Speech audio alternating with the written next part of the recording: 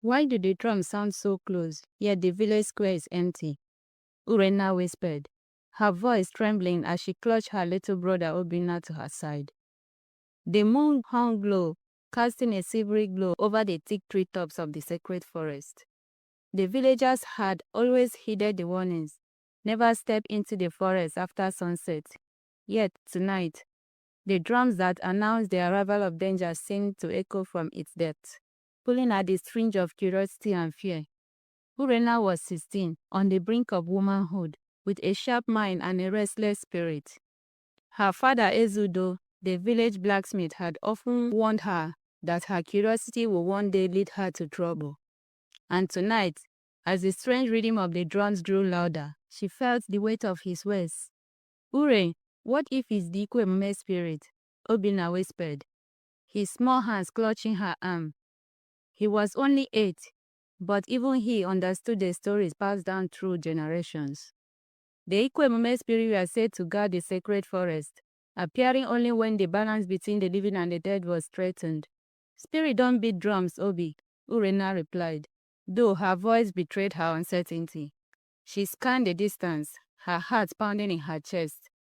The huts around them were dark, their inhabitants locked inside, praying to the gods for protection. The night air grew colder, the drums now accompanied by a faint human sound.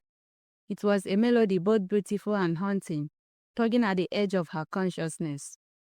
Against her better judgment, Urenna took a step forward, her bare face crunching on the dry leaves.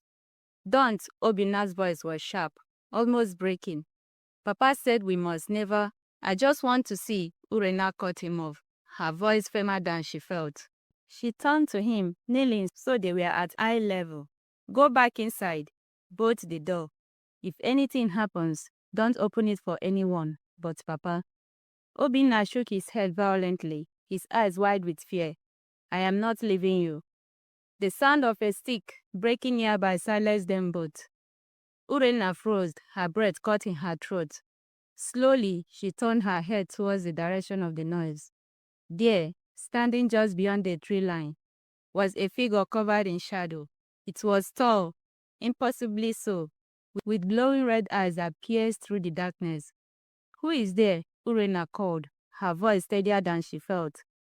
The figure didn't respond, but raised an arm, pointing deeper into the forest. Ure, let's go back, Obinna whimpered, pulling at her arm. But Urenna couldn't move. There was something compelling about the figure, something that made her feel as though it wasn't threatening her, but beckoning her. I think he wants us to follow, she murmured. No, it's a trick, Mama said. Mama is gone, Urenna snapped, immediately regretting the harshness in her tone. She softened her expression and held his hand tightly. I need to know what's happening, Obi. We all do. Against her better judgment, she began to follow the figure, dragging Obinna alongside despite his protest. The forest swallowed them whole, the world beyond its edges fading away. The drums grew louder, more intense, each beat resonating in their chest. The humming transformed into whispers, indistinct and fleeting, as though the trees themselves were speaking. What do you want from us? Urenna finally asked, her voice breaking the heavy silence. The figure stopped suddenly, turning to face them. Its red eyes dimmed, revealing a face carved with lines, ancient and weary. It opened its mouth to speak, but the voice that emerged was not its own. It was the voice of her mother. Urenna, my child, you must save them. The words sent a chill down her spine. Save who? She demanded, her voice rising. Before the figure could answer, the ground beneath them trembled. A deep rumble echoed through the forest, and the whispers turned into anguished cries. The figure dissolved into mist, leaving Urenna and Obinna alone in the darkness. Ure, what is happening? Obinna cried, clutching her arm. I don't know, she whispered, her mind racing. But one thing was clear. They were no longer alone. Shadows moved around them, closing in like a predator stalking its prey. Run, Urenna shouted, pulling Obinna with her as they sprinted deeper into the forest. Branches scratched at their skin, roots threatened to trip them, but they didn't stop. The cries grew louder, more desperate, and with them came a chilling realization. The spirits weren't trying to harm them. They were warning them. Ure, look, Obinna gasped, pointing ahead. Through the trees, they could see an opening bathed in a mystical glow. In the center stood an ancient altar, its surface engraved with symbols that glowed with light. Surrounding it were figures dressed in elaborate robes, chanting in a language neither of them recognized. "What is this?" Urenna whispered, her heart pounding. "It's the old stories," Obinna said, his voice trembling. "The ones Papa said were just tales. They are real, Ure. The forest, it's alive."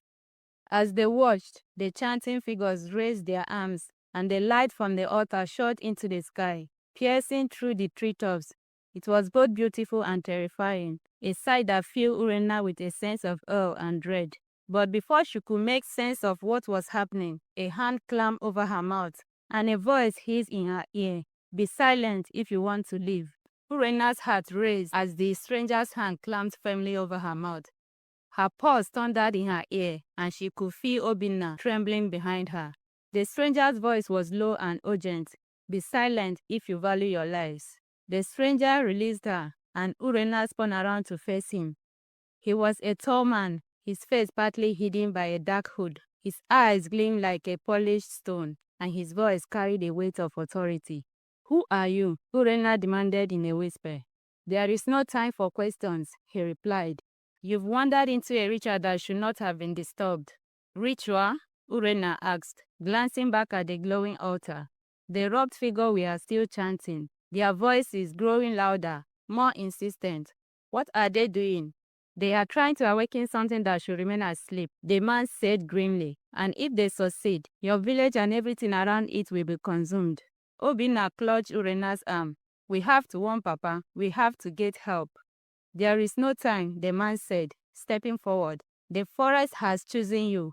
Urenna blinked in confusion. "Choosing us for what?" "To stop this madness." The stranger gestured to the glowing symbols on the altar. "These carvings hold the key to the spirit power. You must disrupt the ritual before it's too late." Urenna felt a surge of anger. "Why us? We are just children." "You are not children," the man said, his voice softening. "You are the descendants of the first guardians of this land. The blood of protectors flows in your veins. That is why the spirit called you here." The ground trembled again, and the chanting reached its peak. A beam of light shot from this altar, splitting the sky and sending a deafening roar through the forest. "Go," the stranger urged. "Smash the altar. Break the connection before it's too late." Urenna hesitated for only a moment. Grabbing Obinna's hand, she darted towards the opening. The robed figures turned, their faces obscured by masks, but their hostility clear. One step forward, but before he could strike, the stranger appeared, disarming him with a swift movement. "Keep going," the man shouted. Urenna reached the altar, its surface radiating heat.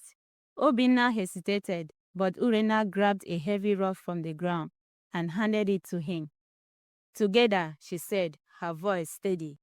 They raised the rock high and brought it crashing down on the symbols. The glowing lines shattered, their light extinguishing in an instant. The chanting ceased, replaced by a hoarse scream as the robed figures collapsed to the ground. The beam of light flickered and then disappeared, plunging the opening into darkness. For a moment, there was silence. Then the forest seemed to exhale, the oppressive energy lifting as the trees swayed gently in the wind. The stranger approached them, his face now visible. He looked tired but relieved. "You have done well," he said. "The spirits will return to their slumber and the balance is restored." "What happens now?" Urenna asked. "You return home," the man said. "But remember, the forest watches over your people, just as you watch over it." With that, he turned and disappeared into the shadows, leaving Urenna and Obinna alone in the opening. As they made their way back to the village, the first ray of dawn broke through the treetops, painting the forest in colors of gold and green. Obinna looked up at his sister. "Do you think Papa will believe us?" Urenna smiled faintly, squeezing his hand. "Maybe, but even if he doesn't, We'll always know what we did here tonight. As the sacred forest receded behind them, its secrets safe once more, Urenna felt a quiet pride. They had faced the unknown and prevailed. Whatever comes next, she knew they will face it together. Please like, share and subscribe to my channel for more interesting and captivating stories.